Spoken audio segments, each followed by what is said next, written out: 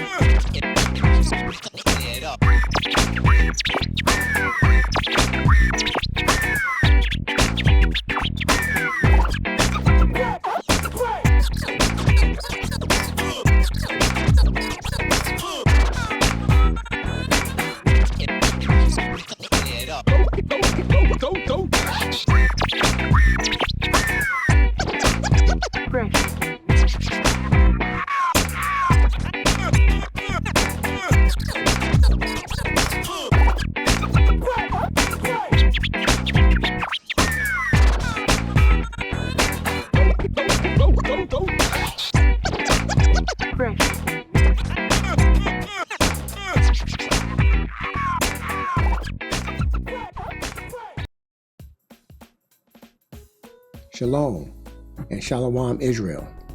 Hello Christians. What up to everyone else? Welcome to today's discussion of Something to Think About. It's presented by ThaBruthaz. Today's discussion is on the Apocrypha, chronology, and composition, specifically the additions to Daniel. Hashtag Apocrypha timeline. Administrative. I will go over some administrative details before we get started. Setting expectations. I plan on reading virtually everything on my slides and my notes since some folk can only listen and are unable to watch. I will be following a script. It helps me to stay on point. Reminder, this is like a classroom setting, even though we are not teachers, okay? So we go a little slower than some other content creators. This is not a cut session. There are no smoke and daggers here. Pause if needed. Sources. These are some of the sources we will use in today's discussion. Pause if needed. Here are some more sources we will use in today's discussion. Pause if needed. Here are some additional sources. Pause if needed. Here are the Bibles that we will reference in today's discussion. Pause if needed. These are the remaining sources we will use in today's discussion. Note, we do not claim that any image or source that we use and or reference is 100. Pause if needed.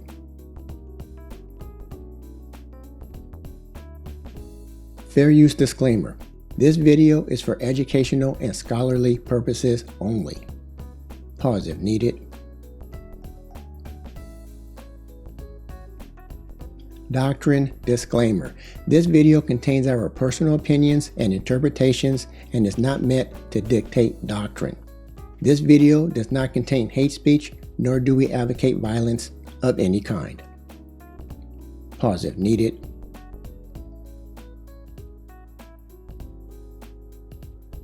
Once again, it's time to give all praises to the Most High. How we do it. Once again, I'll see you in a minute.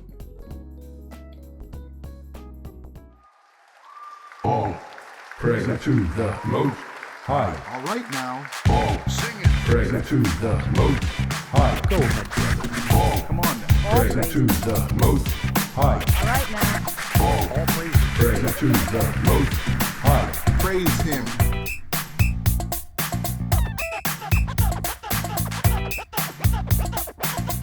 Come on now. Come on. All praises. All praises. Come on now. All praises. All right. To the Most High. To the High.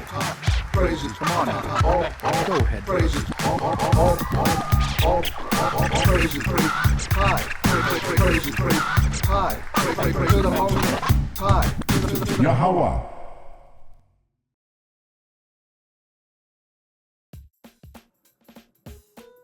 All right, giving all praises to the Most High. Like I say, I couldn't do what I do without the Most High. You couldn't do what you do without the Most High. Let's get started. We will now discuss the Apocrypha Timeline, Part 4, the additions to Daniel. Here's the agenda. We will recap the previous 4 episodes. We will review historical timelines for references. The bulk of today's discussion will be on the additions to Daniel. It includes the prayer of Azariah, Song of Three Holy Children, history of Susanna, Bel and the Dragon, and then I will give a summary. Recap. Recall that these are the typical books listed in the current Protestant Apocrypha that we presented in episode 36. This is the cover of my copy of the Protestant Apocrypha. It has these books: 1 Esdras, 2 Esdras, Tobit, Judith, Esther, including additions, Wisdom of Solomon, Sirach, aka Ecclesiasticus, Baruch, including Letter to Jeremiah, Three Holy Children, Susanna, Bel and the Dragon, Prayer of Manasseh, 1 and 2 Maccabees. These are the books that we have already discussed in previous timeline videos. 1 and 2 Esdras, Baruch, including the Letter of Jeremiah, and 1 and 2 Maccabees. These are the books that we will discuss in this timeline episode, okay? Three Holy Children, Susanna, Bel and the Dragon. I will cover the rest of the Apocrypha books in upcoming timeline videos, Lord willing. This is the first video of the mini-series, titled Apocrypha 400 Silent Years and Non-Canonical Books, Episode 36. This is the thumbnail. Check it out. In this episode, we discuss 6 reasons that they use to describe the Apocrypha as silent or non-canonical, and we provided actual sources for each reason. This is the second video of this mini-series and the first timeline video, titled Apocrypha Timeline, Books of Ezra, Episode 37. This is the thumbnail. Check it out. In this episode, we discussed the various titles of Ezra and did a breakdown of 1 and 2 Esdras from the current Protestant Apocrypha. The main takeaway: 2nd Esdras chapters 1 and 2 and 15 and 16 are separate from 2nd Esdras chapters 3 to 14, which is the core work.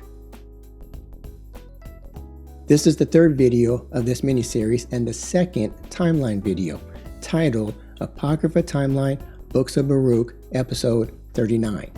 This is the thumbnail. Check it out. In this episode, we discussed how all of the books of Baruch may have been attributed to the scribe Baruch, which was used as a pseudonym. Okay, please watch episode 39 for more details.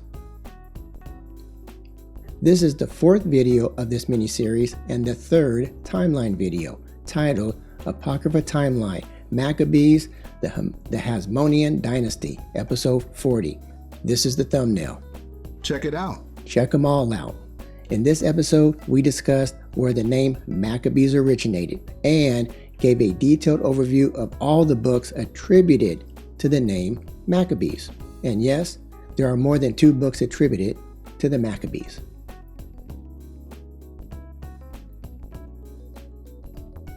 Apocrypha timeline historical setting.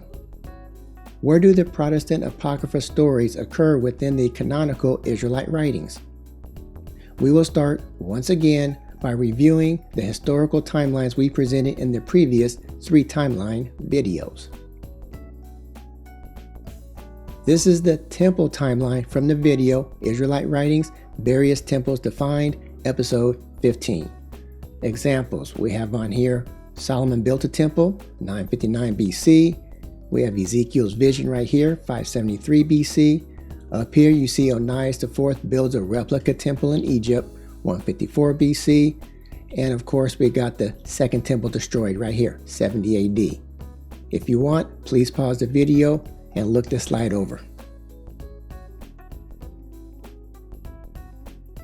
This is the Israelite captivity and/or dynasty timeline from the video Israelite Writings, Law is Important, episode 12. I want to use these dynasties as a reference in addition to the temple reference markers. So we have here the Assyrian, Babylonian, Persian, Greek, Hasmonean, and Roman. Once again, the Roman dynasty did not end in 135. This end date just corresponded with what we was discussing in episode 12. Again, pause if needed. I will now rearrange the temple timeline to make room for the dynasties.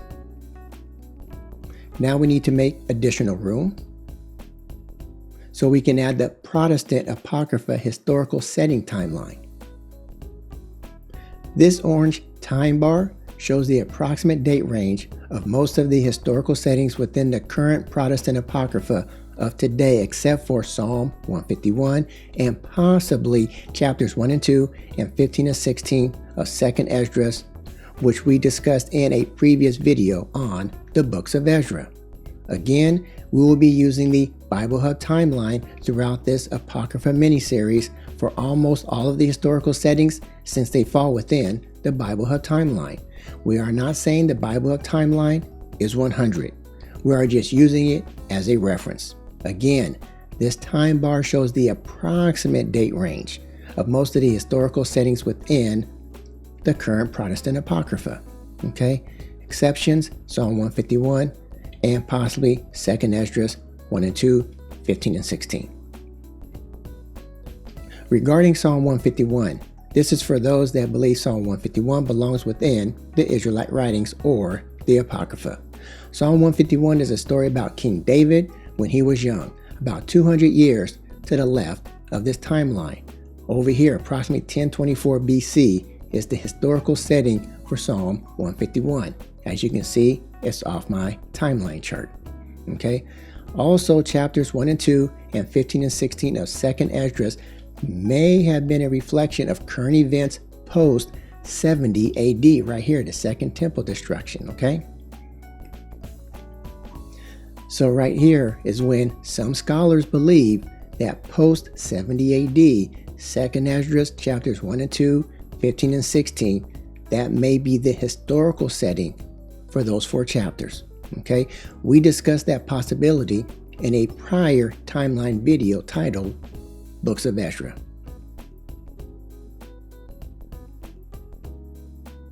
Apocrypha information. Reminder, for each Apocrypha book discussed in our timeline videos, we will present the following information: a description, date the text was written, authors, languages, and historical setting.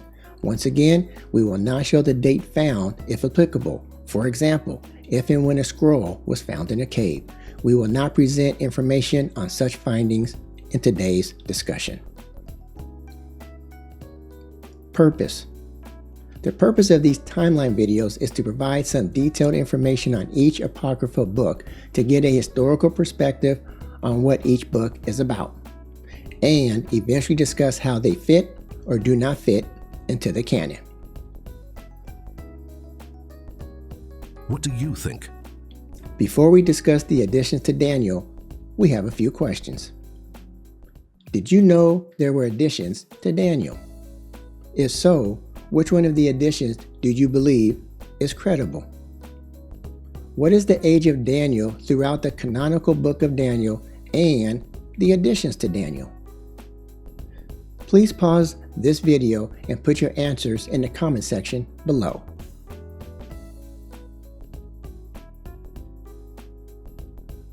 Once again, I hope you paused the video and provided your answers. We would definitely like to hear what you think. Okay, let's continue. The additions to Daniel. Note, most of the following information that I will present for the remainder of this discussion will come from one or more of the sources listed on our source slides in the administrative section of this video. We will start today with a collective overview of the additions to Daniel. Again, most of what I'm going to share will come from a source. Additions to Daniel. Overview. These additions include Prayer of Azariah, Song of Three Holy Children, History of Susanna, Bel and the Dragon. These additions are either not in the Protestant Bibles, segregated into the Protestant Apocrypha section of Bibles, or interspersed within Daniel in many Catholic and Orthodox Bibles. The additions are not included in these common Bibles: King James Version, the New International Version, New Living Translation. They are segregated into the Apocrypha section in these Bibles: Revised Standard Version, Good News Translation, New Revised Standard Version, Updated Edition. And they are interspersed within the so-called Old Testament of these Bibles: New American Bible, Revised Edition, New Catholic Bible, Revised Standard Version, Catholic Edition, New Revised Standard Version, Anglicized Catholic Edition. Okay, this is not a complete list. These are some examples. I will now show some examples how these editions are either not included, segregated, or interspersed. I'm going to jump over to BibleGateway.com.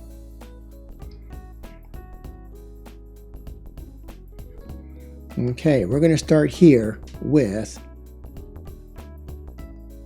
the King James Version. Okay, King James.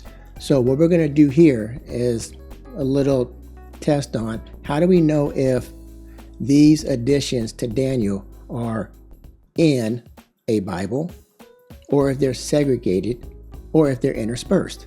The first test you can do is go to Daniel chapter 3 and I got to move this over so I can see it. We have this bar, and I'm going to go down and look at the last verse. So as you can see here, sorry if I'm going fast, there's only 30 verses. That's typical in Daniel chapter 3. That's the first sign that you know that it's not interspersed. Okay, that's the first sign. What we're also going to do is go up here. I'm going to click on this drop down next to Daniel 3 here, and we're going to see Old Testament, New Testament, and here's all the books. And as you can see, there's only Old Testament and New Testament books.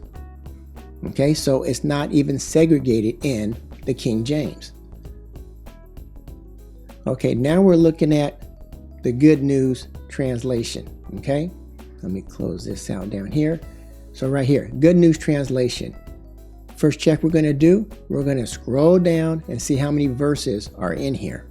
19, 24, 29, 30. Okay, it stops at 30. What's that mean? This is not an interspersed version or translation, okay? So we're going to go back up here. I'm going to click this drop down. We're going to look at the books, okay?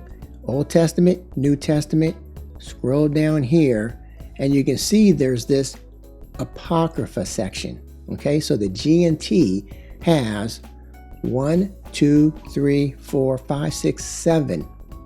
7 of the 14 books are in a segregated section called the Apocrypha in the G&T. Some of you guys probably didn't know that you can go read Tobit in the G&T. Okay, so I'm gonna scroll back up here. I'm gonna close out. So this is a example of a segregated translation. They segregated seven of the books. Okay, now we're in Revised Standard Version, RSV. So we're going to scroll down. We're in Daniel 3, okay? We're going to see what kind of stuff is in here. 1924. Okay, you can see it goes to verse 30, and it looked like that's it. What's that mean? It's not interspersed, okay? It's not interspersed. We're going to click this drop down here, Old Testament books, New Testament books. Oops. And now I'm going to scroll down. You're going to see we have this section called the Apocrypha. And in this section, if you count these books, you're going to know that there's 18. Okay? Not 7, not 14, which is what I have in my Apocrypha, but there's 18. Well, why is that? Well, you can see right here, they got Psalm 151, 3 Mac, 4 Mac, and then up here, they took out letter of Jeremiah. It's not Baruch chapter 6. So they actually separated out in this segregated version of the Bible. That's how you get 18. Okay? So this is an example of a segregated version, RSV, not interspersed. Okay? So let's close this out. Let's open up this one. Okay? The RSVCE, or the Revised Standard Version Catholic Edition. Okay, we're in Daniel chapter 3. I'm going to grab this bar. We're going to scroll down. Okay? Scroll down, scroll down, scroll down. And what do you see right here? Okay? The prayer of Azariah in the furnace. Okay? Here is verse 23 of Daniel chapter 3. Notice this is verse 1 of the prayer. Oh, I didn't mean to open that. Okay? Verse 1 of the prayer. Now I'm going to scroll down here and we're going to see how many verses are in here. Oh, look at that. We are now on Song of the Three Jews. It starts at verse 23 here. Scroll down. And we're going to see it go all the way to 68. Here's verse 68 right here. And you see Daniel 3:24 resumes after the prayer and the song. Seems a little confusing, right? They inserted, or interspersed is what I call it, but they inserted the prayer and the song right inside Daniel chapter 3. Okay? So this is an example of interspersed. And if we go down, you're going to see, oh, it looks like it ends at 30, but they threw in 68 verses. Okay? 68 plus 30 is 98. Okay? I'm going to scroll back up here, and now we're going to go check out this translation. The New American Bible Revised Edition, Daniel chapter 3. Okay? We're going to look at it real quick. So you see, starts with verse 1, goes down to, look at this. Here's Daniel chapter 3:23. And you can see verse 24. So when they inserted the prayer and the song, they just continued the numbering system, or renumbered Daniel chapter 3. So it went from verse 23 to 24. Here's the prayer. Okay? You can find this at gateway.com. Okay? In the NABR translation. So we keep going down here. 46, keep going down. This is a song, the prayer and the song all together.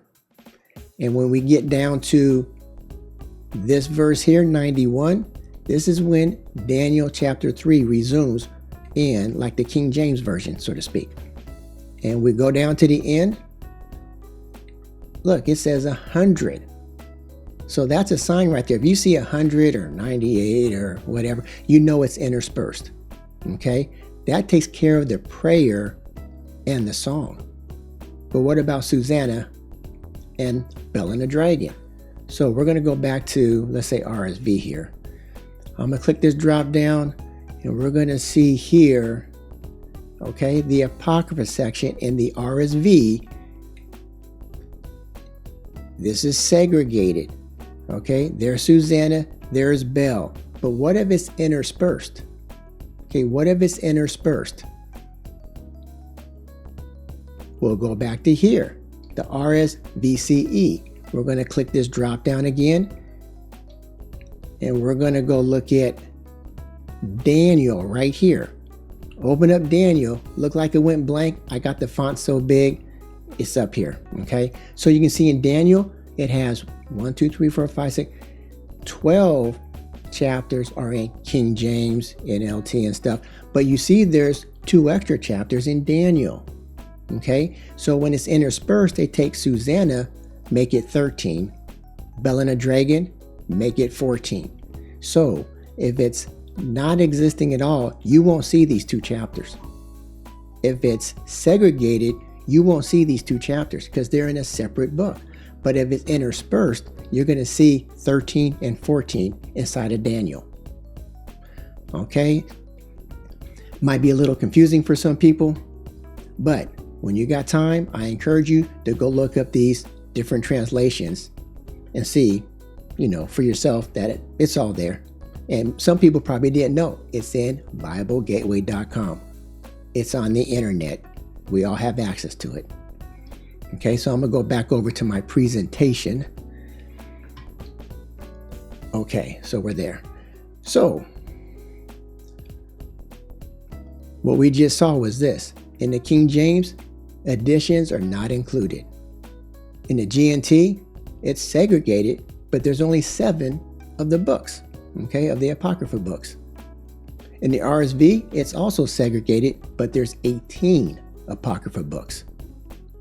In the RSVCE, it's interspersed with the 68 inserted verses starting with verse 1 for the prayer after Daniel 3 and 23.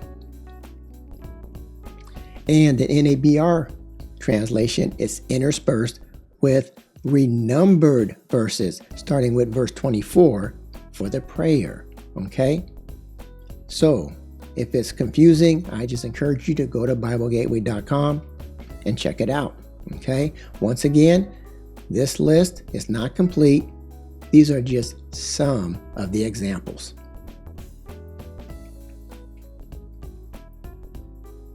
Okay, so we're back into additions to Daniel overview. Okay? The general overview. In many Greek copies, the sequence is as follows when interspersed. Susanna forms the introduction to the book of Daniel, being prefixed to chapter 1, since Susanna 45 describes Daniel as a young man. Okay? Susanna is prefixed to chapter 1. We didn't see that just now. So this is in some other copies of some other manuscripts that I haven't looked at. Some scholars claim Susanna is before chapter 1, not prefixed to chapter 1. Similar to the Latin Vulgate, the prayer of Azariah and the song of the 3 holy children occurs between Daniel 3:23 and 24. That's what I just showed you guys. Some scholars claim Bel and the Dragon is added to the close of chapter 12 of Daniel. In some manuscripts, it is preceded by a title which plainly distinguishes it as a work of another author. Okay, continue. According to Theodotion, a Hellenistic Jewish scholar, the Papyrus 967, Bel and the Dragon formed Daniel 13, and Susanna comes at the beginning of Daniel 1. In Papyrus 967, the same one right here, see the same one? In the same source, says this, Susanna follows Bel and the Dragon. Okay? So up here, Susanna comes at the beginning of Daniel 1. Here it says Susanna follows Bel and the Dragon, both Papyrus 967. The sources are even confusing sometimes. In yet another manuscript, Susanna is Daniel 13 and Bel and the Dragon is Daniel 14. 2 sources claim the Septuagint and the Vulgate locate Susanna after Daniel 13. Okay, some scholars do not even agree on the Septuagint version. Okay, I just want to emphasize that the scholars that I am quoting do not even agree on their findings, even when they are referencing the same manuscripts. Okay, the position of the additions in the Latin Vulgate is as follows. The prayer of Azariah and the song of the 3 young men forms part of chapter 3 of Daniel, between Daniel 3, verse 23 and 24, which is what we saw. Susanna follows the last chapter of Daniel, which in Hebrew is chapter 12 and is numbered chapter 13. That's what we saw. Bel and the dragon form chapter 14. Again, that's what we saw. In this discussion, we will use the Vulgate breakdown above. So this is what we're going to be viewing it as. 13 is Susanna, 14, Bel and the dragon. The prayer and the song are in Daniel chapter 3. In the Greek and Latin text, all these additions to Daniel are an integral part of the canonical book of Daniel and were recognized as such and therefore as themselves canonical by the Council of Trent. Okay, so these additions we're going through today were at one point canonical. The Prayer of Azariah. Information and timeline, also known as First Edition, also known as the Prayer of Azariah in the Furnace. Okay, this text, the Prayer of Azariah, is in the current Protestant Apocrypha book. This text is also included and/or interspersed in the Catholic Bibles and other Orthodox Bibles in the book of Daniel. Okay, Prayer of Azariah. Description. Okay. The prayer was not part of the original book of Daniel. The prayer could not have been composed with reference to the rest of the original book of Daniel. The prayer was not originally composed in reference to the incident of the three holy children. The prayer and the song are together in the Protestant Apocrypha titled The Song of the Three Holy Children. So when you see the Song of the Three Holy Children, in most places, in every place, it's really going to include the Prayer of Azariah. Okay? The text is all together. The prayer is not part of an Apocrypha book. It is merely a section of the Greek Daniel. Okay? So again, just to emphasize, all this stuff right here, I didn't research this. I'm looking at what the scholars say, quote, scholars, okay? Description continued. Verses 1 and 2, introductory passage connecting it with the narrative. Verses 1 and 2 are equivalent to Daniel 3, verses 24 and 25, when interspersed within the Israelite writings. Verses 3 to 22 contain the actual prayer of Azariah. Verses 3 to 22 are equivalent to Daniel 3, verses 24 to 45, when interspersed within the Israelite writings. The narrative verses 1 and 2, which is Daniel 3, 24 and 25, in the interspersed version, were put into their present form in order to connect the prayer and the song with the rest of the book. The prayer, though in its present context is spoken by an individual, is a communal confession of sin and a plea for mercy similar to Daniel 9, verses 4 to 19. It is full of the theology contained in Deuteronomy. The prayer and the song may have been inserted either at the same time or at different times in the Hebrew Aramaic Daniel. Author. The various authors and editors were clearly Jews. It was composed by or in the name of some unknown Azariah. Languages. Most Protestant scholars believe Greek is the original language. Many Catholic scholars believe the prayer was written in Hebrew. Many others believe a possible Aramaic original. There may have been a Hebrew original for the bulk of the additions, and certainly for the prayer. Allowing for little editing or corruption of the text, there is not much that could not have been written in Hellenistic Greek, and nothing which could not have been translated from Hebrew. Languages continued. Little weight may be given to the argument that a pre-Christian Jew would compose prayers and hymns in Hebrew rather than in Greek, Hebrew being the language of devotion. The Syriac could not have been made from the Greek, nor the Greek from the Syriac. They must have had a common source, Hebrew. There are several verses in the prayer that demonstrate a possible Hebrew original. Verses 4, 6, 9, 14, 16, 17, and 21. verse 17 is the strongest. Out of all the additions to Daniel, the prayer and the song have the best claim to have been composed in Hebrew. Date written. Most scholars suppose the prayer and the song are so typical in form and content that they are virtually impossible to date. All additions were incorporated into the Greek text of Daniel about 100 BC. Okay, for date written, this is probably my most concrete data point. Both the prayer and the song of the three children as a whole probably belong to the 1st century BC. Both are later than the canonical Daniel, i.e. later than 168 BC. This is also a strong data point for date written. The prayer may have been composed around 170 to 168 BC. Date written continued. If the description of the king refers to Antiochus Epiphanes, then the prayer may have been written during his persecution, 167 to 164 BC. The prayer contains references that correspond to the reign of the Seleucid king Antiochus IV, 175 to 164 BC, and so a 2nd or perhaps 1st century BC date of composition is possible. Historical setting. Internal clues show that the prayer and song are post-exilic, as is Daniel chapter 9, which is very similar. The prayer implies the destruction of the temple in verse 15:38. 15 means segregated. The 38 is the interspersed and renumbered verse, okay? So 15 segregated, 38 interspersed and renumbered.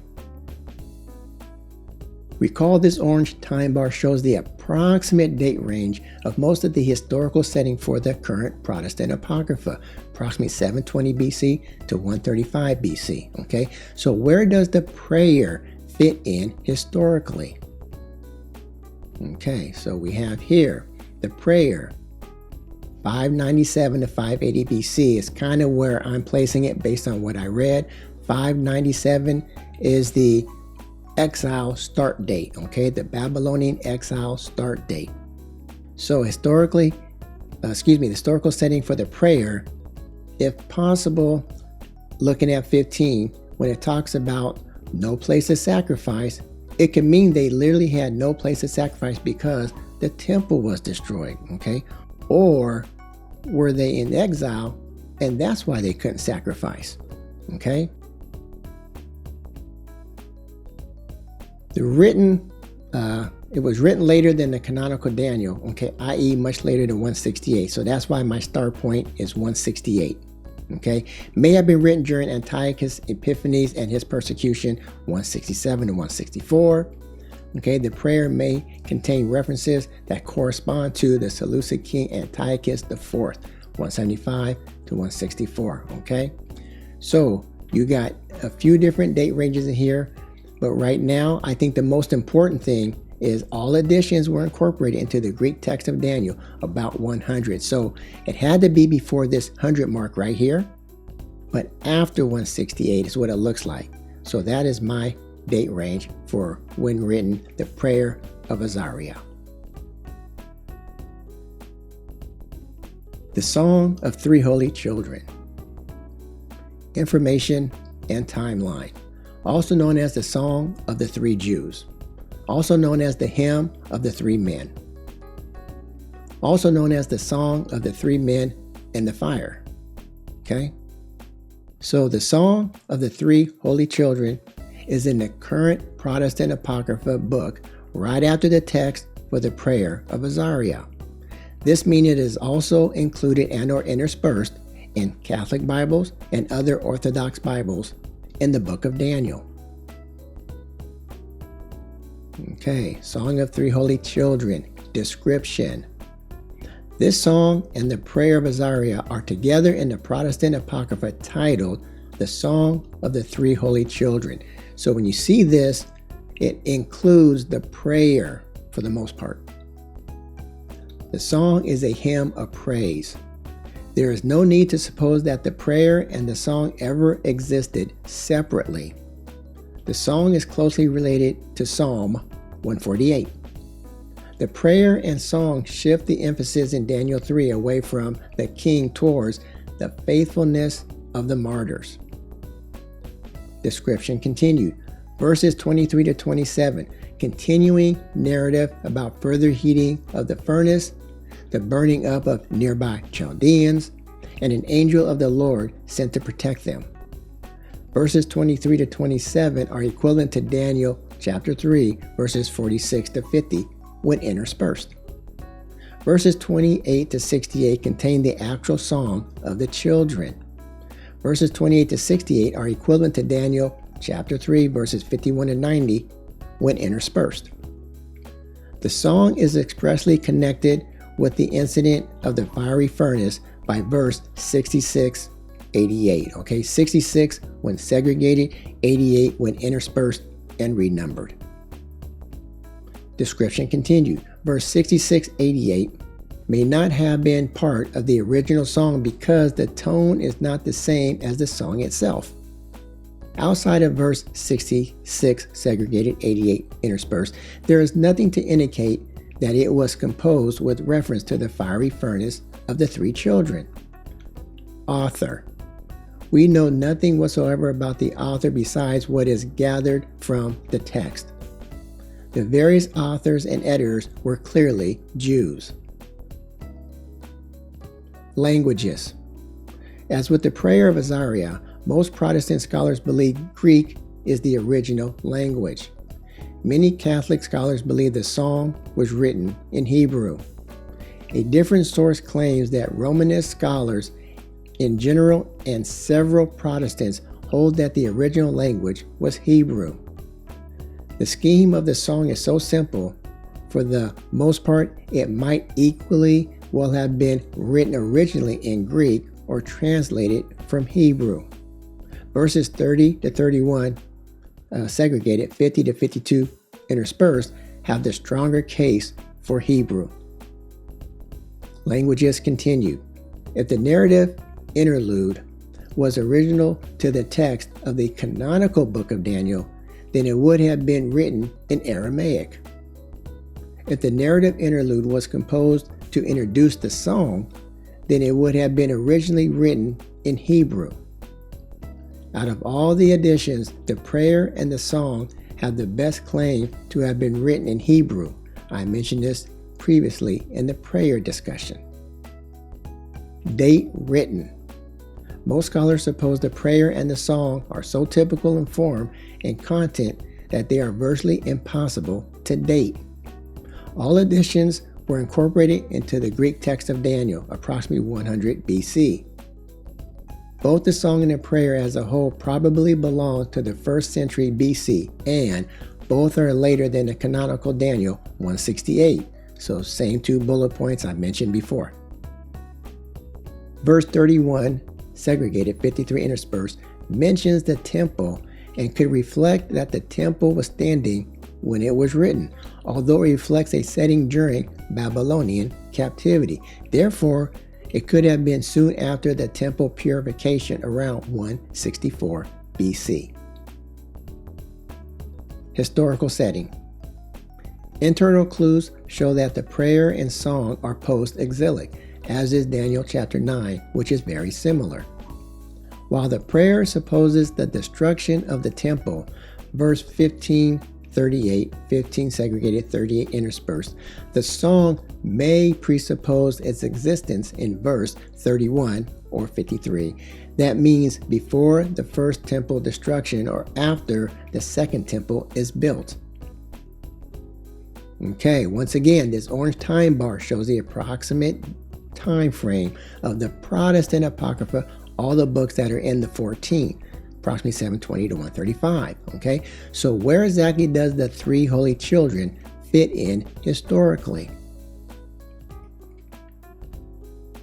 So the historical setting for the Song of Three Holy Children. Okay, so I got it at the same time frame as the prayer. Okay, the focus was on verse 31 and 53. So does this verse regarding the temple mean pre-temple destruction or reflect when it may have been written? Okay, I'm using the same time as the prayer, so I'm not going to go to the written time. Date written, okay, resembles all the same criteria as the prayer. Also could be soon after the temple purification around 164 BC. Recall, all additions were incorporated into the Greek text of Daniel about 100 BC. So this text, which has the historical setting back here in Babylon time, could have been written anywhere between 168 to 100. So based on how I interpret what scholars are saying. At any time you can pause if you need more time to look over the slide.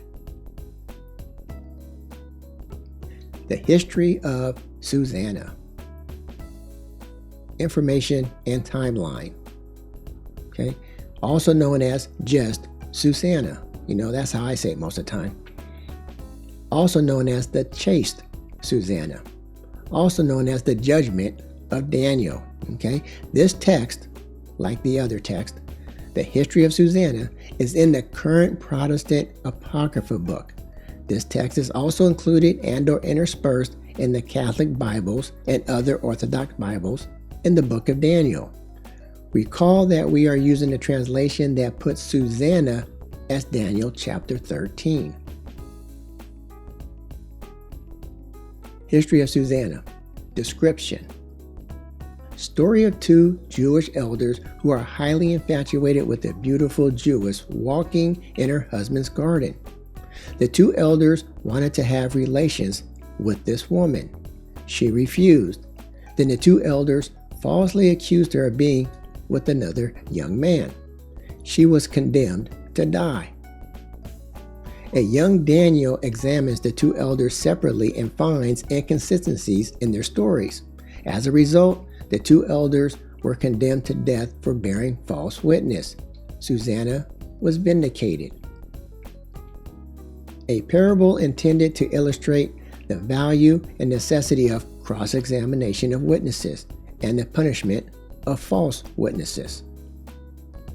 Description continued. Since many refute the historical validity of Susanna, this story has been categorized as a moral fable, a midrash which either critiques perverted Jewish authorities or is designed to be an attack on Sadducean court practice, or it's a folktale, wisdom instruction, a parable on Jewish relations with Hellenism, or a court legend adapted for the Jewish community. There is uncertainty as to whether the book is history, prophecy, apocalypse, apocryphal, or canonical scripture. Personally, in my opinion, I can see how they say history, apocryphal, or canonical. I don't understand the prophecy and the apocalypse. It may have suffered alteration in some features. The earlier form of the story seems to have had no connection with Daniel or Babylon. Description continued. The story of Susanna was never accepted by Jews either because it appears to contravene certain legal practices concerning witnesses or because it undermines the authority of elders. Don't forget, Daniel's a young guy. These guys were probably much older. Okay. This story may originally not have been about Daniel. The identification of the rescuing young man as Daniel would then be a secondary attribute to the story. Cited as having canonical status by the church father Irenaeus of Lyons in the late 2nd century CE. Roman Catholic and Orthodox churches consider it canonical, while Protestants include it in the Apocrypha section. Author. Both the author and place of writing are unknown. Since the setting is in Alexandria, Egypt, and having clear signs of being familiar with Ptolemaic history and culture, these point to Alexandria as home, but this is by no means certain. If Susanna was set in the 1st century BC, it may have been written by a supporter of Simon ben Shattak, the leader of the Pharisees in this period. He has been quoted as saying, make full examination of the witnesses, a similar statement in Susanna. Languages. Survived in Greek, the language of its original composition. There is also an Armenian version which is dated 400 to 600 AD and is found in most manuscripts of the Armenian Bible. Some scholars discuss a possible Hebrew original. If Susanna was set in the 1st century BC, then many cases favor a Hebrew rather than Aramaic source, which may have been the preferred language by the Pharisees at the time.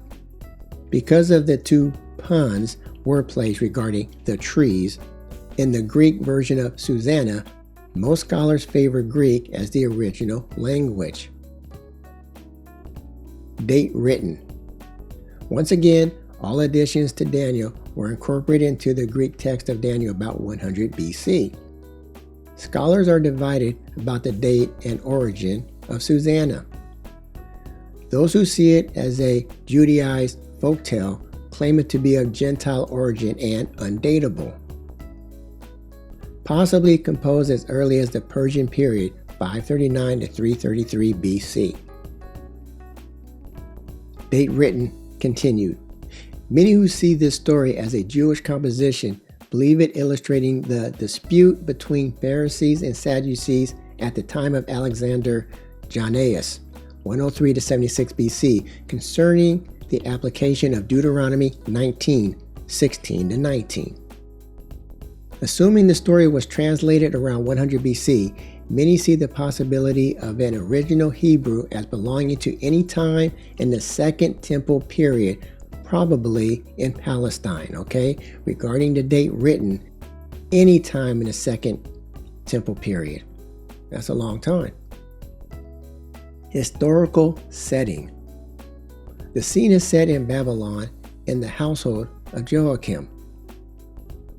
There are discussions whether or not this story actually revolved around Habakkuk, approximately 600 BC, which is just before the fall of Jerusalem of 586 BC. It is easier to identify Joachim with the captive king Jehoiakim, also called Jeconiah, and no children are mentioned. Ahab and Zedekiah, false prophets among the time of the exiles, are possibly identified or assimilated as the two elders and possibly executed shortly after the exile began.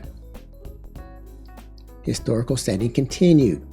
Story of Susanna may have a setting possibly around John Hyrcanus, which is during the Maccabean period. Judea was vigorous under John Hyrcanus and his sons, approximately 139 to 79 BC. And a similar court situation occurred during John's day as well, around 95 to 80 BC. While not early Babylonian exile, okay, why did it not happen there according to some scholars? Recent captives were not likely to have formal places like a synagogue. Okay, I noted synagogues were not mentioned in the text, okay? So they were not likely to have formal places like a synagogue, popular election of judges, or the right to carry out a sentence of death. Also, Joachim, husband of Susanna, had a nice garden. It might have been very nice, okay? And the two trees mentioned relate to Greek idioms or wordplay.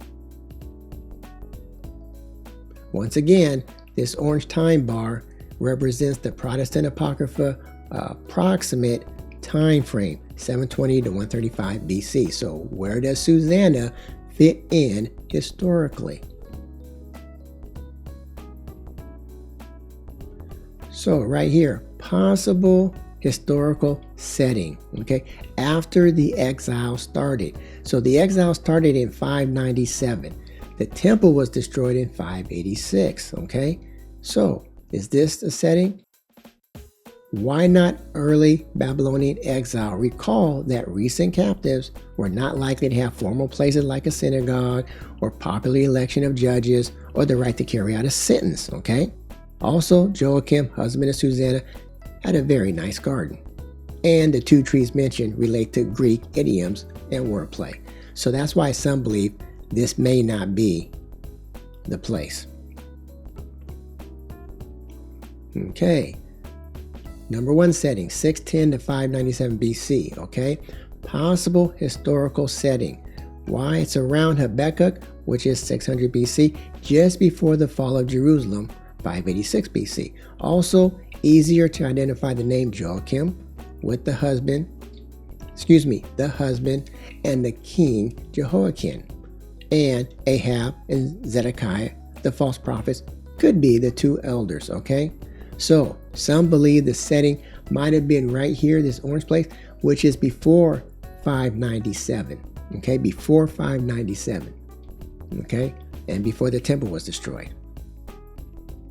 Okay, so right here, possible setting number 2, okay? Possibly around John Hyrcanus and the Maccabean period, okay? So, recall that one source claims Judea was vigorous, okay, under John Hyrcanus and his sons, right here, approximately 139 to 79 BC. So, in settings 1 and settings 2, over here in this orange, and in this time frame during the Hasmonean time period, you could have a environment containing those things not probable while in early captivity. That's something to think about. Okay, so that's why some people believe it was set here, and some people believe it was set before the exile started. Possible written number 1 time frame. If this is a Gentile folktale, then as early as the Persian period, 539 to 333 BC. So some source believes right here, 539 is right around when Cyrus made the decree for the Israelites, right here, 537, 539, up to 333 BC. Okay, then we have possible written number 2 time frame. Once again, all additions were incorporated into the Greek text of Daniel about 100 BC. So I got it here. Okay, just like the previous stuff.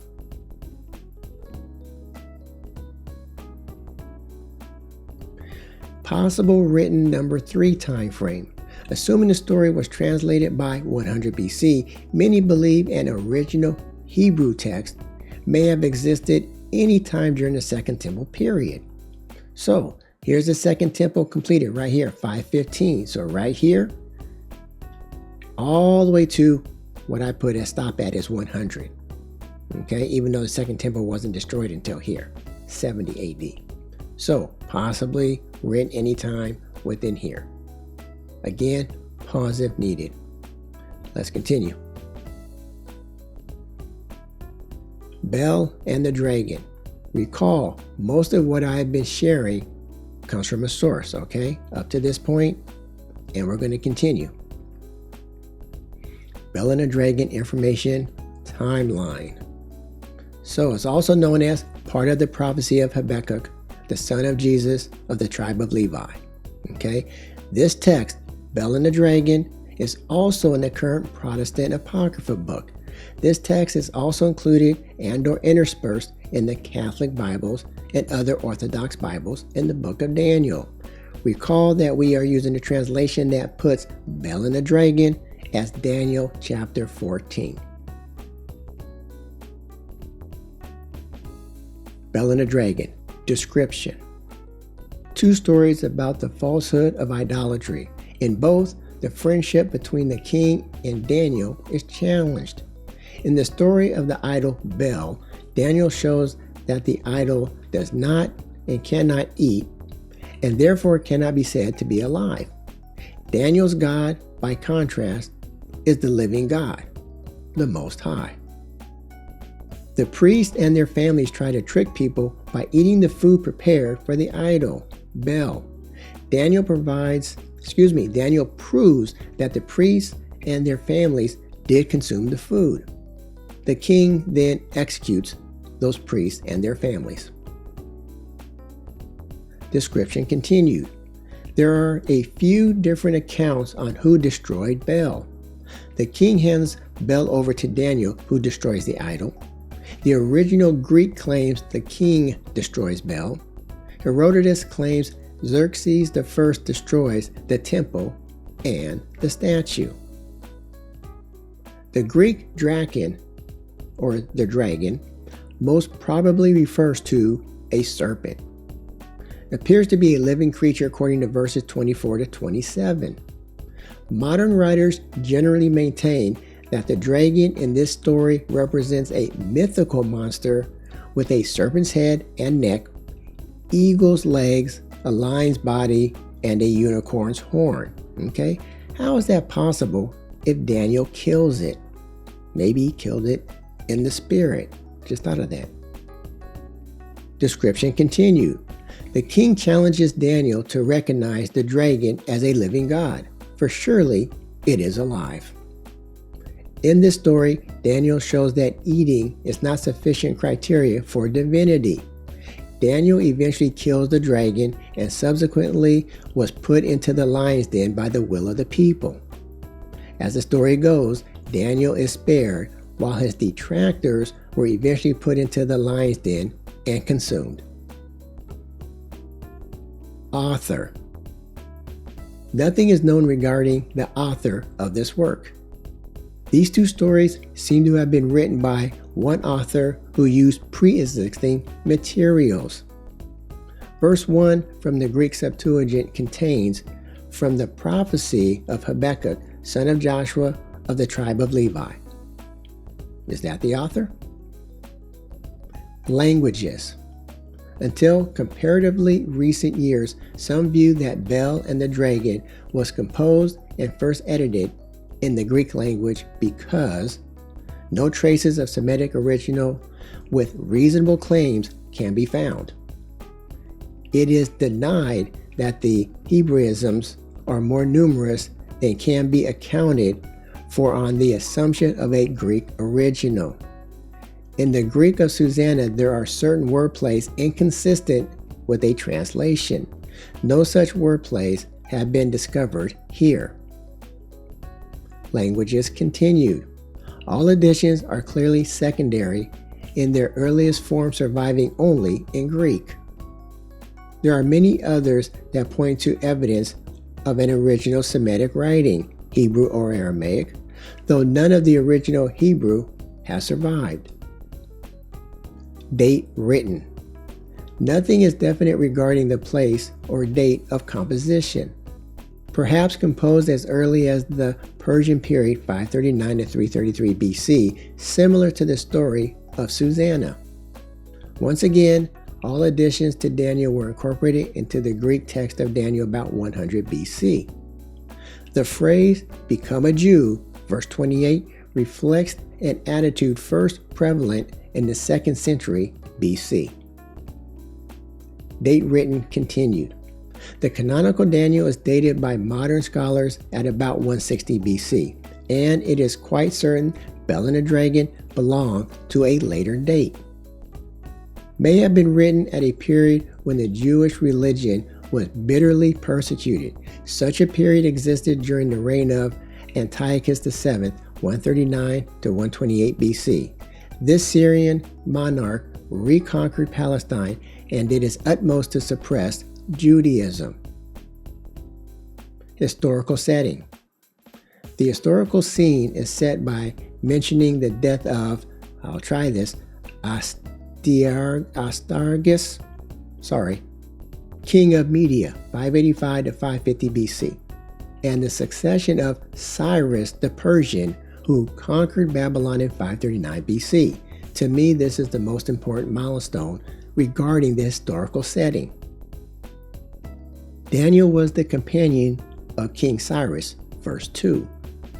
Habakkuk is mentioned, and his ministry is presented as during the reign of Joachim of Judah, 615 to 560 BC. Habakkuk's ministry, 609 to 598 BC, according to some source. His lifespan is unknown.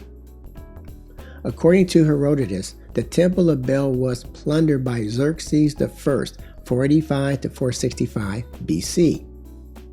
Is this a different idol? I'll explain later. Okay, once again, the orange time bar, the approximate Apocrypha timeline, 720 to 135 BC. So, where does Bel and the Dragon fit in historically? The historical setting for Bel and the Dragon, okay, there is mention of Cyrus the Persian who conquered Babylon, okay, 539, Daniel was the companion of King Cyrus, and Habakkuk is mentioned as feeding Daniel in the lion's den. So, got him back here, 539, right around the same time Cyrus made that decree at 537. So right around here sometime is the historical setting for Bel and the Dragon. Possible setting number 2, according to Herodotus, the temple of Bel was plundered by Xerxes I, okay, 45 to 465 BC. Okay? Right here. And I question, is that a different idol? I'll mention some more of that in a second here. Written number 1, 539 to 333 BC, okay? Perhaps composed as early as the Persian period, similar to the story of Susanna. If Xerxes I destroyed Bel, then it could not have been written before 485 BC unless some prophecy. So if it was written here and Xerxes I destroyed it here, that means the person wrote it knowing in the future that this was going to happen. Is that where the prophecy comes in? I don't know. Okay, possibly written number 2. The phrase become a Jew was prevalent in the 2nd century BC, 200 to 100 BC. As we have mentioned already, the canonical Daniel is dated by modern scholars about 160 BC, and it is quite certain Bel and the Dragon belong to a later date. Written when the Jews were bitterly persecuted, possibly during the reign of Antiochus VII, 139 to 128 BC. And once again, all additions to Daniel were incorporated into the Greek text of Daniel about 100 BC. Okay, so if all the stuff I read is true by the scholars, this is the time frame of written number 2, which, kind of falls in place with other time frames that things were written. Definitely I don't think it was a prophecy, so I don't think it was written before this. But if it was written after this right here, when Cyrus became king, okay, and took over everything, well, then it's possible it could have been written way earlier. Again, pause if needed if you want to look over the slide. Let's continue on to the summary. Summary. Additions to Daniel. What do you think? Before we close out this discussion, we have a few more questions. What is your opinion on the additions to Daniel after hearing this discussion? Should the additions to Daniel be interspersed within the canonical Daniel in all the, let's say, the Protestant Bibles? Where do you believe the history of Susanna fits into the timeline, before the exile or after the exile begins? Please put your answers in the comment section of this video below, or you can send us an email. Please check the description box of this channel for that email, or we always try to have our email in the description text of all of our video discussions. Once again, we thank you for your feedback. Summary. Most of the information presented today came from one or more of the sources listed on our source slides in the administrative section of this video. We presented very little of our own personal opinion in this entire video. We presented detailed information on the additions of Daniel according to scholars. Here is a brief summary for each book or text. The prayer of Azariah is attributed to Azariah, one of the 3 children who were thrown into the fiery furnace. This prayer praises the Most High, acknowledges His justice and judgment executed upon Israel, prays for deliverance and for the punishment of the enemies of Israel. The Song of the 3 Children is a praise to the Most High, in which all His creatures are called to glorify Him. The prayer and the song are not an actual combined book. They are text inserted into the canonical book of Daniel chapter 3. The history of Susanna talks about a beautiful Israelite woman and 2 elders who wanted to violate her. She was accused and vindicated. The 2 elders were condemned. There are various beliefs regarding the historical setting of Susanna, before the Babylonian exile, at the beginning of the exile, or the Hasmonean period. Bel and the Dragon are two stories regarding false idols who do not compare to the Most High. All editions were considered canonical by different early church fathers as late as 200 AD. Roman Catholic and Orthodox churches consider it canonical. Protestants include it in the Apocrypha section. Okay, I will now provide an overview of the historical settings of the additions to Daniel within the timeline. Okay, let's start with Bel and the Dragon, 539 to 529 BC, after Cyrus conquers Babylon. Okay, then we have here, according to Herodotus, however, the Temple of Bel was plundered by Xerxes I, 485 to 465 BC. Okay, if the setting for Bel is here, then we must consider the age of Daniel at this time. Did Daniel live this long? Okay, so if it was here, how long did Daniel live? Okay, now we have Susanna ? Problematic setting, 597 to 580 BC, after the exile started. Please review Why Not Early Babylon Exile regarding recent captives and what they may have had access to and ability to do. Okay, so 597 to 580, here's the exile. Oh, I forgot to tell you, this timeline is stretched out. It only shows mainly the 100 years, not many hundred years. Okay, so I'm trying to focus in on just what happened between roughly 600 to 500. So the start of the Babylonian exile is 597. Did Susanna start after the exile? And could they have done all they wanted to do after being taken in captivity?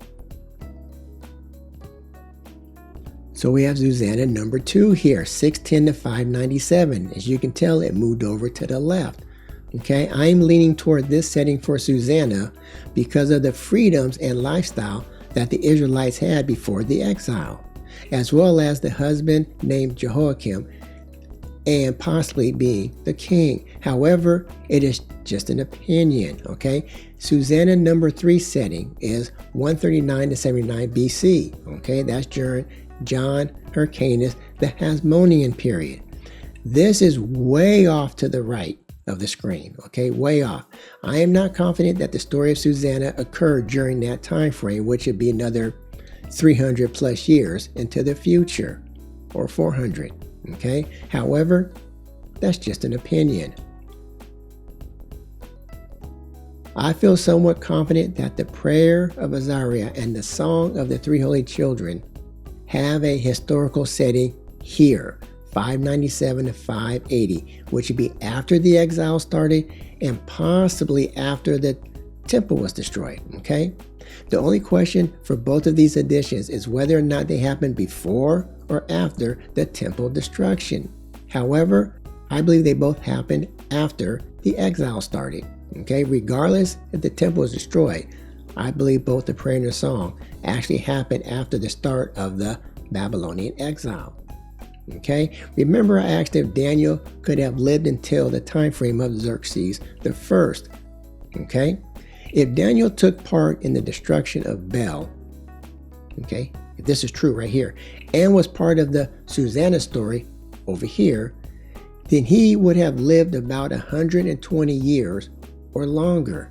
Okay, here's 600. So if this was back here, let's say 10 years, and you have to go 110 years just to get to 500, another 15 to 20 to 30 years, he might have been 130. Okay. Also notice that the historical settings for the additions to Daniel, except for possibly Susanna, according to one source claiming the Hasmonean period, okay, if you take that out, then all of the additions that we talked about, they are not within the so-called 400 silent years. However, they may have all been written within the so-called 400 silent years and before 100 BC. This includes canonical Daniel. Okay, Daniel was also written during the so-called 400 silent years. Canonical Book of Daniel.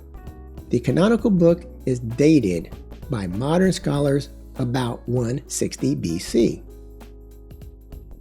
It is the only canonical book in the so-called Old Testament described as an apocalypse. Besides the book of Revelations, these are the only two complete books described as apocalypse in the current Protestant canon. These two books were selected from numerous apocalypses that were popular during the time when the canons of the Old Testament and the New Testament were still open. Daniel and all three editions were canon at one time.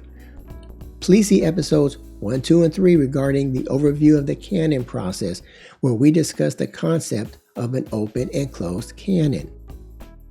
Who closed the canon? Why was it closed? When was it closed?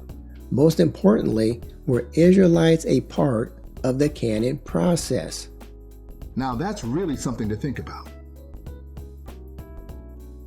Addition to Daniel. So, why was Daniel kept in the canon while the prayer of Azariah, the song of the three holy children, history of Susanna, Bel, and the dragon were removed from the canon in the Protestant Bibles? Now that's really something to think about. Okay, something to think about. Closing remarks. Purpose. Once again, the purpose of these timeline videos is to simply provide some detailed information on each apocryphal book to get a historical perspective on what each book is about, and eventually discuss how they fit or do not fit into the canon. Research. Remember, do your own research. The views contained in this video were our personal opinions and our interpretations of sources used and were not meant to dictate doctrine. We recommend to everyone, do your own research. We plan to list all of our sources that we use in all of our discussion videos. We are citing the sources and, when appropriate, providing page numbers so you can trust but verify. We encourage everyone, read as much as you can. There is a lot of historical Israelite literature out there for all of us to access. If you're Israel, I encourage you, read everything. Read everything. There's no excuse now. We have access to the internet. We admit, though, some material is hard to find. This concludes today's discussion on Apocrypha, chronology, and composition, specifically the additions to Daniel. #Apocrypha timeline. We want to thank you for watching this discussion of Something to Think About. I am Brother Mitch. My brother is Brother Mike. We are the brothers. We are disciples of Yahawashi. I want to say Shalom and Shalom Israel.